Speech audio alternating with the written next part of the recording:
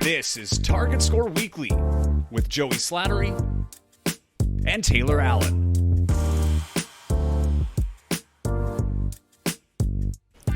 Welcome to episode 8 of Target Score Weekly, another big one, Taylor Allen, as we have your cousin Teddy Allen coming on the show today. The CEBL MVP, Teddy Buckets himself, making his Target Score Weekly debut, joining us out in Arizona. So I'm looking forward to that, man. That's going to be fun. Yeah, I don't think Teddy knows that I've been calling him cousin all season long, so I'll have to break the news to him there. But yeah, I mean, you can't really call yourself a CBears podcast, CEBL podcast, if you don't have the MVP, the face of the CBears himself, Teddy Allen. So super awesome to get him on the show, and yeah, it's going to be a great chat for sure. Yeah, that's Taylor Allen. I am Joey Slattery. We are your hosts of Target Score Weekly. We had a good episode last week, too. EJ Anasike brought the fire last week, man. That was a fun interview. I've got a ton of feedback on that one. People were absolutely loving that. I also want to shout out one of our listeners, Jean, who messaged me to say that she was downloading all the episodes that she hadn't listened to, which was probably just the one, because she was taking a road trip to Riding Mountain. So shout out to Jean and making sure that Target Score Weekly is her part of her safe ride to a fun time, getting amped up for that. But nice, that's awesome. Right? The listenership, the viewership's been awesome. It's I'm kind of sad that we don't have games right now because we don't have people coming up to us anymore in person, but we do appreciate everybody's support. You know, again, like this thing's global, man. We've had listeners in the UK, Ireland, we've got all over the States. I was actually shocked at how many people in the States are listening. We had one from Oregon, Oregon, whatever. Oh, okay. Wondering if that has something to do with maybe some rumors of one Sea-Bear showing interest in that school. I've heard rumbling around. Oh, Simon Hildebrand. Yeah. Trying to get a little insight on the EJ Anasike. I bet you it's a scout. That's my theory. But yeah, anyway, maybe. Whoever's out there in Oregon, welcome aboard the Target Score Weekly podcast. Yeah, no, fair enough. Well, for those that don't know, in the Winnipeg Free Press this week, my colleague Mike Sawatsky did a piece on Simon and how he was kind of garnering some NCAA interest and whatnot. But he's decided to, to stay home, stay at the U of M. So nice to see the hometown kids stay home. And I mean, on paper, it's kind of like, well, what do you mean? Why wouldn't you want to go NCAA? But then if you take a step back and think about it, I mean, if he went NCAA, he would not be able to play in the CEBL in the summers and whatnot. And also, too, a thing that people don't realize is if you play in the NCAA, you're only allowed so much time. I forget how many hours it is exactly. It's like 15 or something, 15 or 20. Like, it's not a lot. Yeah, something like that. Of like, I think it's like practice time or like time with coaches or whatever. I think it's everything. Where U Sports. Yeah, where U Sports, there's no limit on that. So an argument that I've heard coaches from like Carleton and even Kirby and stuff make is to guys that that have the potential to play overseas in Europe for a long time professionally and whatnot. If you go U Sports, you can actually kind of probably develop more as a player during your university career as opposed to going down south to the States. So I think for Simon, as cool as it would be to go to Duck Country in Oregon, I think staying home with the Bisons is a good call for him. And just for clarification, for those who don't know who Kirby is, he's referring to Kirby Shep, head coach at the University of Manitoba. I agree with you, Taylor. Like, I thought about this. This all happened because of this league, right? Like, he has a great season with the U of M, but then he's, like, thrust into pro basketball with a bunch of guys who have played in the NCAA. So he's going up against NCAA talent. So I understand where the spotlight comes in on him and, that people are, eyes are on him now, right? Like in terms of scouting eyes and university programs, things like that. But here's the thing. If he went to Oregon right now, it wouldn't be a bad decision. It would just be a different avenue for sure. But like here you are going into a program with no prep, right? Like we're talking like NCAA is not, a pickup league. Like here's guys that have been recruited for a long time. There's a specific style that they're going to play. Is he going to fit in? Is he going to start? The thing about U of M is you're going to start, and you have a legacy to kind of protect there too, right? You're going to go back there. The game's going to slow down a lot. I think if anything, this is the year to go back to U of M, see how it, you pan out compared to last year, because like we've talked about this before with Simon. I think it's, he's going to excel, especially after this experience in pro. But, will it? Like, will there be like a bit of a step back just because it was so good and the expectations are so high? But I think the game's going to slow down for him a lot, where maybe he does get to the point where he's like, I'm bored. I'm not, getting the development at the rate I'd like to after having the pro experience, because by next year he'll have 2 years pro experience, right? But honestly, the Canadian game is underrated in that sense. Like, there's a lot of positives coming in here, and I've said this earlier in episodes of the podcast, that I do think there's going to come a time where a U Sports guy gets drafted into the NBA.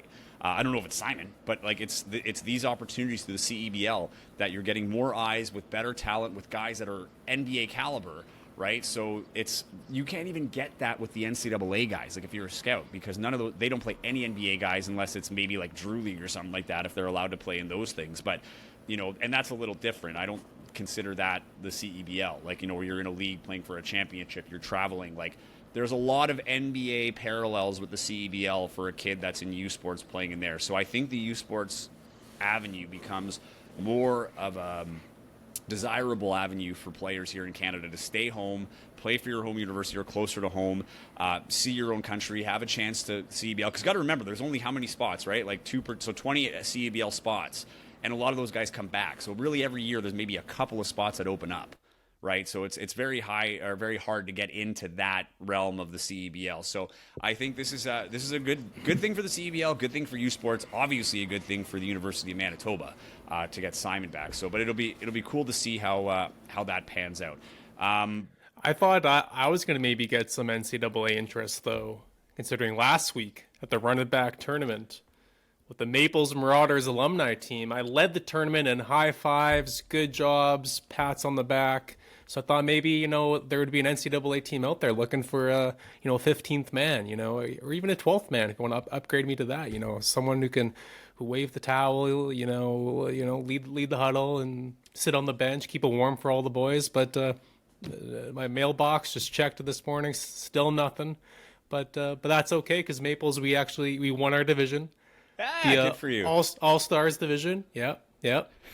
I had nothing to do with it. I played 2 shifts a game and just sat there, watched all the young guys do their thing. But no, it was cool, and it's a really well-run tournament and whatnot. And it was fun to see all these familiar faces play at their old high schools and stuff. There was a Legends division that had mostly university players and whatnot, and we were in the All-Stars division because we had a good team, but not quite at that level. But we were also kind of too good for the All-Stars division too, so we kind of didn't really have a good fit for us. But hey, whatever, we won, got a cool T-shirt out of the deal, so life is good.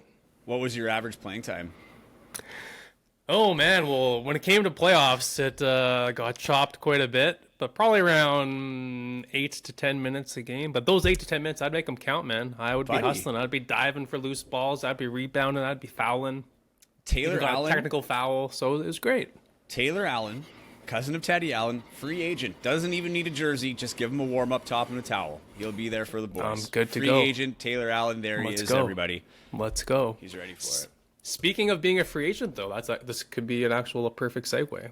I feel bad last week. Obviously some new career news, some new life news for you, Joey Slattery. We didn't get a chance to talk about it, so the floor is yours if you want to go down that road. Yeah, I don't like to talk about myself much, but yeah, you're right. I don't work for CTV anymore. Yeah, I resigned in my position at CTV. I was sports director there for 3 years. For a one-man sports department. It was a lot of fun, though. I had a lot of great memories. We covered the Grey Cup together. I remember Hamilton being the one that we had the most fun for sure. But yeah, 2 Grey Cups. Got to cover the Bombers, the Jets, ton of amateur sports. That was one of the things I really kind of enjoyed of the job. And I think you and I have talked about this, right? I think a lot of people think, and it is fun. We're not saying that, don't mean to sound ungrateful. It is an awesome opportunity to cover NHL teams and CFL teams. But, some of the best stories you cover are those that are up and coming, right? The amateur athletes that are making a run, getting the exposure maybe for the first time in a lot of cases, and just some great stories. And I met a lot of great athletes along the way, a lot of great coaches, people in the community. It's a big reason why I love Winnipeg and I want to stay. But yes, I am a free agent as of right now. If you follow me on Instagram, you probably saw my unemployment adventures. They're going great. But yeah, no, I just wanted to do some freelancing, kind of expand my role a little bit. This has been a big, actually, how would I put it, motivator, I guess, too, in that decision. I had a lot of fun doing the sidelines in the CEBL. I want to do more of that stuff. That was something I wasn't really able to do with CTV. And this podcast has been a ton of fun. So I guess I'm a full-time Target Score Weekly employee. which is why we need sponsors, because I need to eat.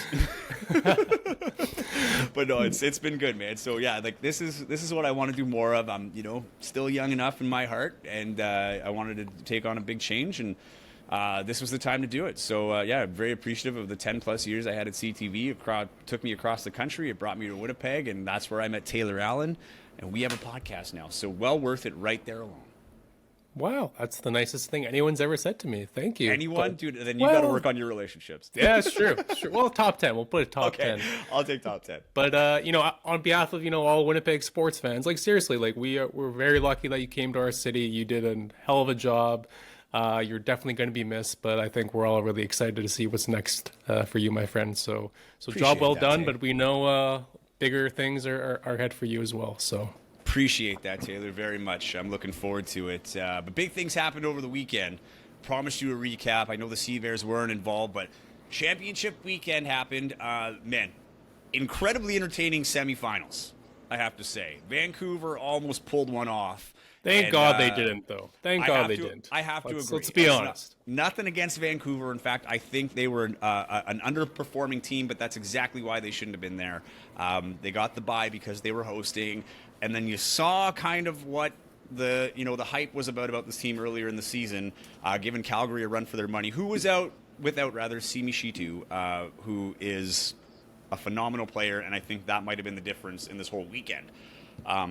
They got through. Scarborough, though, buddy, Scarborough, the third team, took the long route to get to the final. They have to beat Ottawa, who is one of my favorite teams to watch this year. They were top of the East almost all season till the end, kind of like Winnipeg.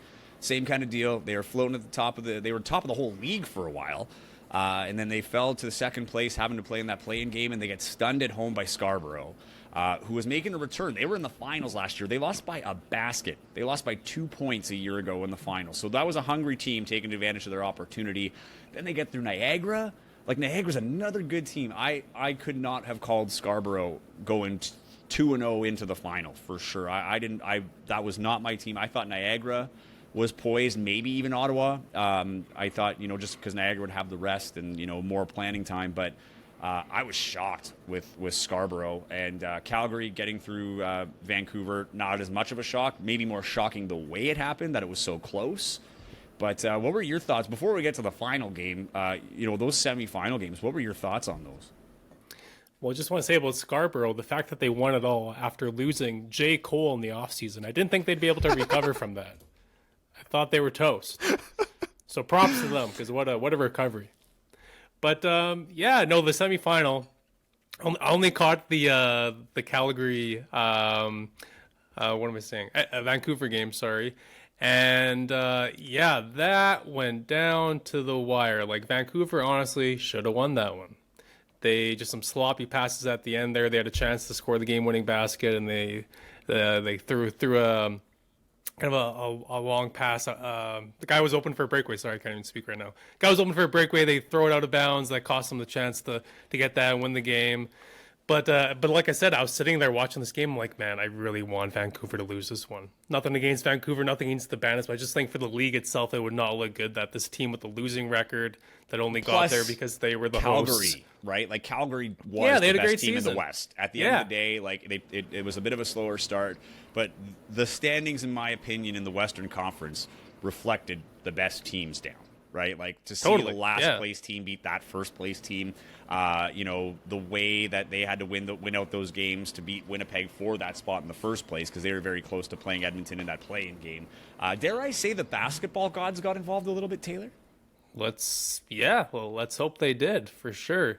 But I think honestly my biggest takeaway though from watching the weekend was, as great as it was, I couldn't help but think that this is going to be so much better when this comes to Winnipeg. I mean, there was a decent turnout there and a decent atmosphere, it looked like and whatnot, but if this was in Winnipeg, you just know it would be sold out or close to it. The place would be rocking. It'd feel like a March Madness or an NBA playoff atmosphere or whatever. But Vancouver is just kind of like, okay, this is a Canadian Basketball League's playoffs, and here we go. Just didn't have that big time vibe to it, which I think was disappointing because the league had so much growth this year. Lots to be excited about, but just kind of ended on a bit of a whimper, in my opinion. So I'm going to say, yeah, I had a few messages about that in terms of the atmosphere didn't seem as big as championship weekend should be. I think it's time, I think, again, I am under the impression that this has to be just, a formality at this point, the bidding process. Like, Winnipeg should get it. They proved it. The fans came out to games all season. They want this. But I think after that, just do away with it, man. Go to like a best of 3 for the finals where the home teams can support, the home fans can support their home teams in the finals. I think that's the way to go about it. But no, it's, for the people that did show out, it was, it was good basketball. So people got to enjoy some good basketball. The final, Calgary, Scarborough, Simi Shitu not there. Calgary out of sorts from the start. Just weren't clicking that day. They got off to a good start. I think they were up like 10-0 or whatever it was. It seemed like Calgary was about to run away with it. But then the second quarter comes around. Scarborough built a little momentum at the end of the first and then ran away from the second on. Jordy Shemanga, he had like 8 points in the first quarter. He only had 6 minutes of playing time, and he had 10 points from the first quarter and the start of the second quarter. He ended with 50, right? Like, once they figured it out, they just had to like shut him down. And I thought for sure like Ruggsy Miller-Moore was going to pick up. Like, I even tweeted it out while the game was happening. Like, there's no way, I can't see a world where these guys, Steph Smith and Ruggsy Miller-Moore don't go on a run. And they really didn't. Like, their numbers, 10 points, 6 rebounds for Ruggsy Miller-Moore, 2 assists. Steph Smith, 14 points, 3 boards, 5 assists. Like, those aren't championship numbers, in my opinion. Like, not with that team, not without Simi Shitu. Someone needed to step up, and no one really did. But on the other side, you've got Scarborough. Man, Isaiah Mike, the MVP of the finals. Like, wow, what a game that guy had. Like, he was all over the floor. 22 points, 9 rebounds, 7 assists. He was a rebound and 3 assists away from a triple-double in the finals. Like, that was a team that wanted redemption from the year before. Cat Barber, what a guy to put on the final 2, the last 2 points. 23 points for him, 2 boards, 5 assists. But, a guy that was there last year, and those guys went through it, man. They had to go through it all year for 12 months. Thinking about that 2-point loss, and man, when it came to it, they found themselves down. You could just like sense it. It was like this. No, not again. And it was a Kyrie Walker, another guy, 17-4. That was the big 3 for me. Scarborough earned it, man. Like, long way, 3rd place in the East, had to beat the top teams, literally 2nd and 1st in the East, and then the 1st in the West from the regular season to win it. Hats off to Scarborough. Scarborough, coming from the 3 seed, taking a long way there, winning it. Awesome story. Good for them, especially after the way they came so close last year. But on that note, though, is it time for Teddy? It's time for Teddy, the CEBL MVP, Teddy Buckets Allen, on Target Score Weekly right now. Now we have the CEBL MVP, Teddy Allen. Most of you might know him as Teddy Buckets. There was plenty of signs throughout Winnipeg this year. Joining Target Score Weekly for the first time. Welcome to the show, and thanks for making the time, Teddy. This is awesome. What's up, y'all? Yeah, thanks for having me. It's great to be here. So I have to, MVP season, man. When we first talked, our very first interview, I asked you what you wanted to prove in this league when you were playing here, and you said, I want to dominate. I feel like I can dominate. I think it's safe to say you dominated. Second in scoring, league MVP. You really helped drive a culture here in Winnipeg. I mean, how does it feel? I know it's a team game, and you've preached that, all season, but to get that recognition as the best player in the CEBL in a year that really seems to put the league at a next level, how does it feel? I think it's, it's a testament to the team, really. We had a great year, and, when the team has a great year, guys get recognized. Obviously, I feel like I'm an MVP everywhere I go, so try to do that. And luckily, with the great team that we had, I was able to get that award. Couldn't have done it without just like coaches believing in me, teammates allowing me to play my game. Did I see David Asper? He flew you guys on a private jet to Vancouver for that. Take us through that, man. That looked pretty awesome. Yeah, David, he's big time, man. He offered us the jet. He knew I was gonna need some enticing to want to go. He offered me the jet, and I said, man, I ain't gonna say no to that. You needed some enticing to go get your MVP award? I mean, I mean, I'll be trying to train, man. Like, if I'm not playing, why do I want to go? You know, it's like Yeah, they fair. they want me to come to the CBL game too, the All Star game, and it's like, why? Like, I'm trying to train. Like, I'm trying to get better. Yeah, Yeah. no, that's fair. Mm-hmm. Now Well, on looking at that note, though, training. I mean, also, the season's over, but you got another season you're preparing for. So I know off the air we talked about this a little bit, but what's next for Teddy Allen? Do you know where you're going to be in this fall, or what are you working towards right now? Yeah, like I told you guys, me and my agents we got to narrow down between like 2, 3 contracts. You know, trying to choose what's going to be the best situation for me because we think that plays a big role in the success that I have. Obviously, like you want to know what they think of you heading in. So we're just trying to get all the best details we can and make the best decisions for me. Luckily, God blessed me to have a great year, so opportunities are great. So I just want to figure out which one is the right one.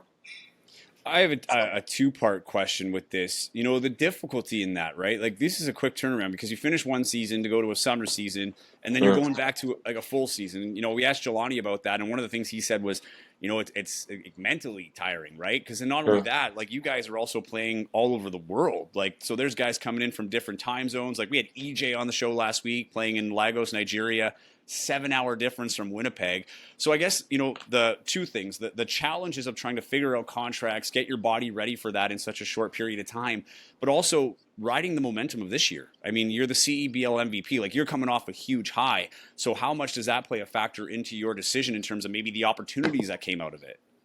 I think it plays a large factor because it's proven that depending on whatever the team sees for me, it could determine how I play. Well, not really how I play, but what they get out of me, I should say.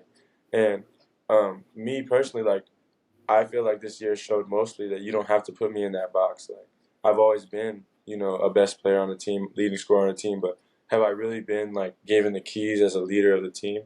Not really. So I feel like this shows that you don't have to put me in the box. I'm capable of leading the team and capable of doing it while being myself. And I feel like I can bring that to other organizations and have a lot of special journeys and just touch a lot of people that way. You think you're an NBA talent, Teddy? Oh, undoubtedly. I've been an NBA talent. But being in the NBA is not all about basketball. So expand on that. Like what has to be done, I guess, like, you know, to get to that step, I guess. Well, like outside of being like, you know, you're a lottery pick when you're after one and done, which that started when you were in junior high. Hmm. And that's mostly based off mold. That's because they're 6'7", 7 foot wingspan. They're basing it all off potential. But as you get older in college, they're basing it more off of like character and what they think of you. And you know my story. I've transferred around a lot, and like I talked about with you, Taylor, like tall tales happen. And obviously, there's been things where you know I wasn't the best, but everybody is. You know, I grow up, you live and you learn, and I feel like I'm a better person for everything I went through. And coming out in the draft, I feel like that really hurt me. You know, just my story, my path. Like obviously he can play, but I'm not going to come in the league and be LeBron James. So why do they need me if they think I don't check a certain box? So I feel like I just continue to just destroy everywhere I go, you know, which is going to continue to happen and just continue to be who I am. And I feel like eventually they'll realize that I've grown as a person and I'm ready for it. Well, Teddy, what did this summer in Winnipeg mean to you? I mean, like you said, this was kind of your first time really being the face of the team, you know, having the whole, you know, thing built around you, and obviously you excelled, and this is an expansion team, right? Like you guys got to mold it into what it was. So just what did this summer, what this opportunity mean to you in your career, do you think? I think it first of all, just shout out to Winnipeg because they were great, best fans in CBL. But I think it just, like I said, it just showed. I mean, because obviously, like for the NBA, for instance, like I wouldn't be like the go to guy, the number one guy. But I think it just showed like you can bring me in to an organization that is impressionable, that needs molding or needs leadership, and you can thrive because one thing about me is like I'm real, and another thing is I love to hoop, and I think that rubs off on other people, and guys respect that. Like at the end of the year, I had a lot of my teammates. This usually happens. They just come up to me like, "Man, I really respect how you carry yourself, how you move. Like you're the same person every day. Like if you play bad, you play good. You miss a shot, you don't. You get yelled at, you don't. Same stuff. And I just feel like that's what I bring to the table. That comes from how I was raised. It comes from what I've been through, and I just feel like aside from the fact that I feel like I'm a special basketball player, I also feel like I'm a special person that I just have the ability to touch people just by being myself. The other thing too, and we've talked about this on the podcast throughout the season, you know, we talk a lot about your offense, and you said that, right? Like leading scorer and all that, and it's great.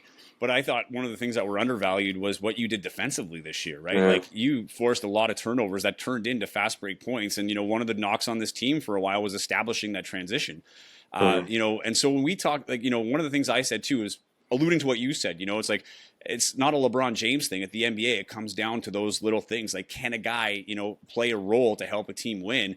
And even though you were the leading scorer, you played those other roles that, you know, are like, you know, quote, role player roles, defense. I mean, you were sweeping floors at some points, you know, and stuff like that. So, you know, how much does that play a factor? You know, like when you're going and grabbing, like, you know, the broom from the, or whatever, the Swiffer pad, I don't know what it is, but the thing that wipes off the sweat from the kids, you know, like why do you do that? Is that a point of just, you know, showing that like I'm here, I'm a team guy, like I'm here to work, like, you know, when you're going that above and beyond, like what's behind that?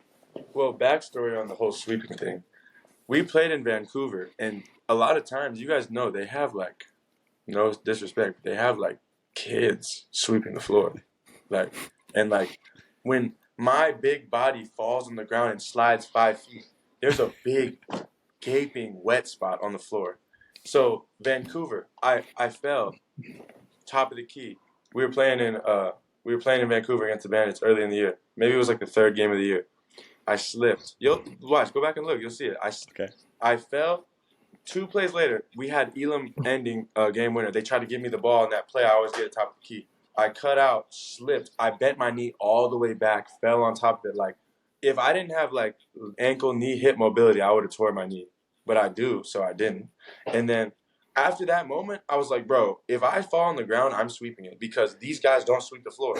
Like, so it really, like, to be honest, it wasn't anything like going above and beyond. I just didn't want to get hurt and no one else to get hurt, honestly. And then as far as like the basketball, I honestly like surprised myself because I feel like the knocks are always there. Like, I feel like it's just synonymous with a scorer like me, a player like me.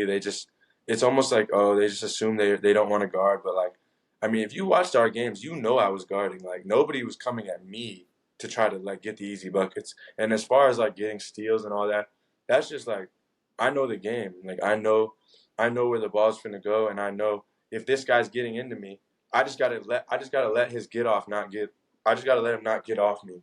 If I keep my body on his, I can get the ball.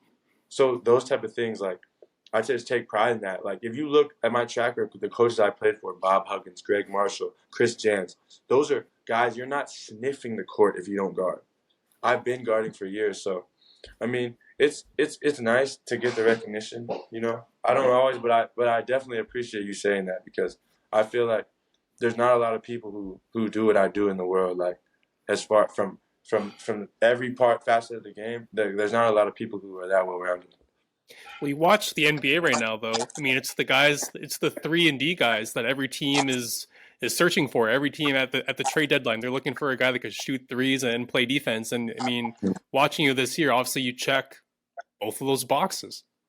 So clearly you think lots of opportunities are coming your way because, again, there's just such a demand for players with those skill sets right now. Yeah. To me, like, the NBA, and they know this too, I promise you, it's a no-brainer about me playing there. Like, me having to play a role is easy.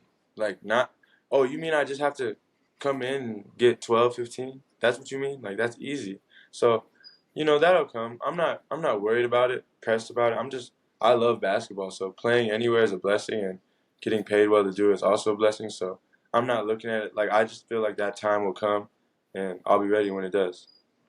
It does seem like that too. Like, it feels like you're enjoying the journey. And I wanted to ask you that, but you kind of already touched on it, you know, like in terms of growth when you get this opportunity, because you're still playing professional basketball. Like, when you take away the NBA, you know, label, like, you're still achieving your dream in that sense, right? But the other thing too, because Taylor and I talked about this, and Taylor, sorry if I'm stealing your question here, but, like, you know, your shot when you shoot, like I remember when I first started watching you play here, I thought like 5 different times off the top that your shot was getting tipped and it was nowhere near nowhere near the rim. And then it just kind of keeps going up and then it drops in dead center. So I have two things about like, how if you've gotten a hard time from coaches with the mechanics of your shot. Let's start there. The mechanics of your shot. Like was that ever a thing that coaches were like giving you a hard time about, or was like, hey man, if it works, it works? Well, there's only really one actual change I made throughout my whole life, and it was when I was like second, third, fourth grade. I was just like throwing it at the rim, just like two-handed. Cause like you guys see me play, like I play like a lot of skill and just like coordination. Like guys are in front of me, they're guarding me, but I know where to put the ball, just where to throw it, so it's gonna go in. And it's the same thing with shooting. And then one time I had a coach, he was like, "You need to stop shooting with two hands." Like he's like, "Shoot it like this. You're coordinated. Like it'll go in. Just go like this." And so he just told me, just do it like that. Like this is a guide hand, this is a shot hand. And I was in fourth grade at the time, so I could make the adjustment. I just kind of adjusted from there. And luckily, like I said, it just off coordination, it just kind of flowed from there. And then as far as like the mechanics, like I don't know, it just goes in. So I never changed it. That's Okay. fair. Yeah. That's fair. I also want to ask one more story, Taylor, and then you can have the next question. I just want to ask, like, on your foul shots too, like you've got a very specific routine that you go, where it's like, I think it's like the heart and then you touch the neck before you shoot. Like, what's the meaning behind your routine? It seems a little more than just like, the routine in terms of visualization and, keeping the same routine for your shot. Like, what goes behind that routine? It's actually a ode to my mom. She passed away, and she was just big on free throws. She didn't know that much about basketball, but she just knew. She always would tell me, like, make your free throws. So kind of a little ode to her. Like, whenever she was getting sick when I was in high school, I just started doing the neck touch thing, and it just stuck with me. So whenever I shoot my free throws, I just always do that. Awesome. I wanted to ask you about the Teddy Buckets nickname. Yeah. When did it start? Did you like it off the hop? Do you still like it? How do you feel about it? But what's the story of Teddy Buckets? Well, sophomore year, at the end of sophomore year, I moved to Nebraska, and I was going to like a boarding, kind of like boarding school or whatever. And I was just playing on the circuit, and one of the reporters was like, "Man, you're just relentless. Like every time you're trying to score it." So, and then he just started calling me Teddy Buckets when he saw me, and then he would write it, and then it kind of caught on. And then when I got to West Virginia, Huggins was calling me that, Bob Huggins. And then one game we played Trae Young at Oklahoma, and I had 22 as a freshman, and then ever since then I've been Teddy Buckets. You definitely established the Teddy Buckets nickname in March Madness in your last year. Take us through that game, lighting up UConn, sending them packing round one when you were at New Mexico State. I mean, it was just – in those opportunities, you guys saw it against Scarborough. In those opportunities when I just get a chance to stick it to somebody like they're like – and when I really get that chance, you don't get those opportunities that often, where it's like there's something here. It's not just like basketball, like which is fun anyway, but when you have something there to just mess with someone and like go at them, it's just fueling, it drives you. And it was UConn, it was a tournament, and I was like, man, I'm the best player in college basketball. Let me show them. And that's what I did. That team won the Natty this year, We sent them packing. That was the same team. They had their big man. They had Hawkins, who was riding the bench last year. They had Tyrese Martin, and they had Andre Jackson. Both of those cats got drafted. And those were all the guys who we were dogging. So it's just crazy. Like, that was just last year. And that's what I mean. Like, you guys talk about the NBA. They're drafting those guys. I gave them 40. You know what I'm saying? Yeah. One last thing before we get to target time. Teddy Buckets is also established in Winnipeg now. Like, there are a ton of signs, and I feel like that last game, that's about an NBA atmosphere when you have, 10,500 fans out there chanting MVP when you're on the line. I've seen T-shirts that were custom made. I've seen some that were professionally made. What was that experience like for you to kind of, be the man in this atmosphere, particularly where you kind of have that NBA atmosphere and that fanfare because it's a short season, man. This was realistically 10 or 11 home games this year, and to get that kind of love, and like this name Teddy Buckets Allen will long live in Winnipeg even if you're not coming back. So I guess to have that kind of impact, how did that feel? Do you take that in the moment, or do you reflect on it afterwards? It it's crazy like to say, but I'm really just like a forward thinker. Like obviously, like I'm so appreciative of Winnipeg. Everybody there, love it, and as long as I'm not having league contracts, I'm very open to going back. But like I just that's what I expect. Like I expect to be the best. Like that's how hard I work, and I always have. So when I get that, of course it feels good, but it's like, what do I do next? Like when I play in front of Winnipeg again, like that's what they're going to be expecting, the MVP.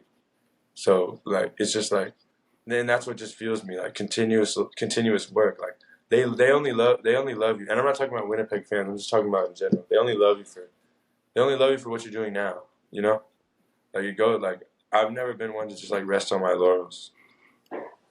I knew you were different in a good way, like special. I think it's one of the first couple of games of the season you scored 30-something points at home, and I remember the post game, asking you, "Oh, like, did you feel like you were in the zone tonight, Teddy?" And you just so casually responded, "You're like, I always feel like I'm in the zone every day. I feel like this." And I was like, "Okay, yeah, this guy's a bona fide scorer." Maybe just kind of take us through that, how you just feel every time you step on the court that you're capable of scoring 30, and that's just another day at the office. Man, it goes with the work, right? Like I'm in the gym, They always say proper preparation prevents poor performance, and I live by that. And not only that, I just believe in myself. Like, like what can you do? You want to go out there and you want to be soft and like step around and be like, oh, maybe I should shoot this, maybe I shouldn't, or you just want to go out there, balls to the wall and live with the results. If you do that, you'd be good. Like those type of guys who play like that, they win ball games. You know what I'm saying? Like, and guys who just, I call it like I don't know if I can say that. What do I say? I'll say prissy footing around. It's not good. Like that, and I just don't play like that. I just can't. I can't. I'm out there stepping. And that's how I play. Yeah, prissy footing is my new favorite term. Ready for target time, Teddy? Yeah, let's do it. Target score time. For those who don't know, target time, basically rapid fire questions, just has a cool nickname. We're going to ask him 10 questions. Taylor and I are going to go back and forth. We're going to get quick answers, maybe a little context if warranted, but we'll try to get through these as fast as possible. Taylor, I'll let you take the reins this time. All right, let's do it. So Teddy, also you have one of the best sports nicknames out there, Teddy Buckets, but in your opinion, what is your favorite all-time sports nickname? Favorite all-time sports nickname? I mean, the captain's pretty cool. I like the Claw. I like the Claw. That is a cool one. It's kind of mysterious. Okay. The Claw. So unique, too. So unique. All right. What was your favorite venue to play in outside of Winnipeg in the CEBL? None. NA. Was not expecting that. That's great. That's awesome. That's awesome. Well, then we'll jump back to Winnipeg then. What's your favorite Winnipeg restaurant? Ooh. They're gonna hate me because it's gonna be so basic, but it's fine. Either Joey's or Pump. Nice. Joey's Pump House. That's not a bad pick. That's a great Joey's name. Great name. Yeah, Joey's. What's wrong with Joey's? I can say every day. There's nothing wrong with Joey's, right? All Joey's are great. I agree. Thank you, Teddy. All right, so if you were not a professional basketball player, which sport would you want to play professionally? Which sport? Doesn't mean you have to have experience either. Is there it could be a sport that you watch where you're like, man, NFL quarterback for sure. Okay, why is that? Because I got a cannon. You know I do too. I'll be like Cam Newton back there. That's awesome. Teddy, also you have one or two tattoos, but what was the very first tattoo that you got? Just a couple. My first one was this basketball tattoo. I don't know if you can see. Can you see it? There's a basketball tattoo on my shoulder. My first one. Yeah. Obviously, I'm a hooper. I was like 15, and I really wanted it, and it just came to my mind. Like I was just sitting there one night, and I was like, oh, that's gonna be my first tat. And obviously my mom was not going for that, so I had to call around, but I got someone to get me in. Nice, right on. Awesome. So like a basement tattoo, or where's a 15-year-old? Yeah. It's been touched up. It looked way worse than this. They used to look bad. All right, so what city right now that does not currently have an NBA basketball team, which city do you think would make a great NBA city? I mean, I don't want to say one that's so basic. Like everybody would say Seattle. I feel like they should give another one to Toronto. Yeah? Why not? Like, Two in everybody Toronto. loves Toronto. Huh? So two in Yeah, Toronto. like, Wow. like New York, right? You got Brooklyn, Yeah, why you not? got the Knicks. Yeah. It's a big enough city. You know, all those places that have numerous professional teams are booming. So why not? Yeah, no, and Damn, they've talked about a okay, second okay. hockey team in the Toronto area as well, so that's not out of the realm of possibilities. I know, like Vancouver, a lot of people want Vancouver for sure Yeah. for a second, like to come back, but I also thought Montreal would make a great basketball city too, because they're like Quebec fans. Like are another wild. one in Canada. I'm not too familiar with like Vancouver and Montreal to like say, but I Yeah. know they could get another one jumping to Toronto. Yeah, that'd be cool. Who is, Teddy, the best defender in the CEBL? Who is the toughest guy to score against? I know you scored 30 points basically every night. Who is the toughest guy to get in the 30 points CEBL? against? Man, none of them can guard me. None of them. What do you mean? I'm saying no one. I knew you were going to say that, but I figured I'd throw it out there anyways. Just gotta put it I'm on the not record. giving none of them props. I thought maybe there'd be one guy you'd give his flowers Nope, to, but none okay. of them. All right. All Hey, right, listen, all right. listen. When you gave and this is, hey man, I respect people, man. And if they did this to me, I would let them say this. Every team in the CBL got 25 plus from me. None of them can guard me. All right, all right. said. That is Proof is very in the Like, what do you pudding. want me to say? All right, MJ or LeBron? Brown. Really? I No thought you were hesitation. going to be an MJ guy. Listen, MJ is nice, like, obviously, but, like, if we're talking basketball player to basketball player, it's really not. We know LeBron's a better basketball player than Mike Jordan. We know that. Come on. Teddy, you were doing so well, Teddy. You were doing We so know well up until that. this moment. So well. Hey, man. Teddy bringing the hot takes. I love it. Hey, man, if you dropped DeMar DeRozan in 1984, his career would look a lot different. Okay. Just telling you. Yeah. Just telling you. You dropped LeBron in 1984? Just telling you. I'm just telling you. You know Are what? you a Lakers fan though? Are you biased? Are you a Lakers fan? I mean, I like Kobe. Like, I'm a Kobe guy, and I'm a LeBron guy, you know. So I root for the Lakers, but I'm not like a Lakers. Okay. Laker. All right.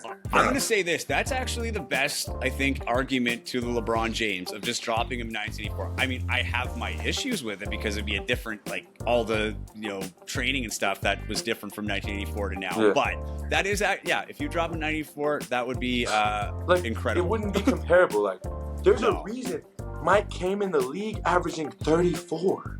There was nobody to guard him. Like, True. You don't just come in. Like, he's nice. He's a GOAT. Top 3 to me. Top 3 in my book. But give me Bron, Mike, then Kobe. Okay. You know what, man? This could be a whole debate on its own. This is awesome. I wish this wasn't a Target Square question. Man, Anyway, we do a go ahead. podcast. Yeah, no kidding. So Teddy, I'm curious. In all your trips to Joey's, the restaurant, Joey Slattery's place, did you get a chance to try honey dill sauce? Oh, did I? That's fire. I love it. Yeah. Okay. I was gonna ask you what thoughts on honey dill sauce. Canada knows how to do some aioli, some honey dill, and some yam fries for sure. They know how to do that. There But you go. when I go to Joey's, I'm like a burger guy. They have good burgers. I don't know why. I like it. Seems Nice. like I a ate a lot place of that would have burgers good this burgers. summer, I feel like. Nice. My last question. What is it about water being poured on you that you don't like? I mean, okay. Why are we pouring water on people for having a good game? Like, I have basketball shoes on. Like, the court is like, there's gonna be a puddle submerged on me, and I might try to run, and then I'll slip and it's dangerous. It's just like for what? Like, you're gonna pour And it water could on me every ruin time I play good? suits. I'm gonna be wet all season. Like, It could ruin suits. I was very, very thankful. that's what I'm saying. My running guy away. has on the suit with the J's, and they're trying to dump a bucket on us. Come on, man. Yeah, Come I'll on. be sending my dry cleaning bill and shoe cleaning bill to the Winnipeg Sea Bears. Exactly. You're gonna have to send it to the Peg City Bears. I think if you win a championship, though, all bets are off. Bring out the water, bring out the Gatorade. No, But we need any it. any other game, though, if we had EJ, it's over. I was going to ask that. Yeah. I think we all know that, though. Yeah, that was a tough loss, but I mean, that's 20 and 10 walking out the door. I also got to give, that's a tough situation. I mean, to go play for your country, I think that's that's a tough timing. That's the tough part about this league. I'm not mad. I don't hold it against him. I'm just saying, if we had my guy, we would win. When you guys lost him, though, did you guys know in that moment, like, okay, yeah, we're not going on a run here, or you still have some hope? I mean, to be honest, I was like, it's gonna be tough. Like, that was the whole season, second leading scorer. Like I said, that's like 18 and 7, 18 and 8. Like, that's not just like something that you just boom, first game of the playoffs, now you don't play with him. Yeah. We had our chances. We still could have won, Why? And I said too, like, because Calgary, right? Like, so if you get through that Edmonton game and you have EJ, like, Simi Shitu was gone as well for Calgary. Mm-hmm. That guy caused a lot of trouble for you guys. Without him, right? So it could have been a whole different thing. But that's all hypotheticals. Okay. Still a good season. We'll get another shot at it, for sure. Exactly. That, I'm pretty sure you asked all your questions, Ate? Yep. That concludes target score time and some. Teddy, man, that was so much fun. I thank you. I know you're out in Phoenix and you're getting ready for your next season, and you got your training going on. Appreciate the time for you coming on our podcast. Appreciated everything this year too. I know the fans loved watching you play. It was a pleasure to get to know you, cover your story, and of course, we would all love to see you come back to Winnipeg next year. But we wish you all the best in wherever this basketball journey takes you. Yeah, appreciate you guys. This was fun. Thank you. Man, I keep saying this, like, what a great interview with whoever, but man, Teddy brought the heat, man. Teddy buckets, and we failed. I'm just noticing this now. We forgot to let him know that this was a family reunion. We did. We didn't let him know that long lost, cousin 6 times removed Taylor out in Canada, got to cover his his little cousin Teddy. Yeah. Big cousin by, size, little by age, but no, that's okay. Next Allen family reunion, I'll see him there, and you can tag along, Joey, as well. You can join in, but I'll bring my cousin Joey and all the burgers, and there you go. We'll have a Teddy would love that. Another potential sponsor, Joey's. Yes, yeah. It's in the Earl's, Joey, Santa Lucia. We've been dropping all the places in town on the pod, but Teddy, though, what a fun guy. That was, like you just said, we say this every episode basically, but man, that was a lot of fun, and he was really open about stuff too. Open about why maybe he hasn't gone that NBA look yet, and open about the thoughts on when they lost EJ. He was like, yeah, we knew we were it was going to be tough after losing that guy. So yeah, really cool and refreshing to see him how open he was and honest he was, and yeah, he's just a really easy guy to root for. I know you believe the same thing. Ton of fun watching him play and covering him all year long, getting to know him better and whatnot. He, if you're not familiar with his story, like do some digging. Like he's overcome a lot in his life to get where he is today. He's really inspiring stuff. So it'll be exciting to see where he takes his talents to in the fall and beyond. I think he gets a look in the NBA. Like I do think it's a matter of time. I hope so. But, yeah. It'd be nice to have another season in the CEBL though. It's fun to watch all year, and I know especially in Winnipeg they want to see him back. But we'll see how that pans out. But yeah, just another great interview, well deserving of the MVP. And if he does come back, and he's got not a lot to prove, but a lot to defend. And I know the MVP doesn't mean much in terms of. I think he wants that CEBL Championship under his resume too. So no, that was awesome. Another great interview on Target Score Weekly. That concludes the end of the season. Not our season as the Target Score Weekly podcast, but it does conclude the CEBL season. The Scarborough Shooting Stars redeem their their very devastating exit last year with a championship this year. Congrats to them.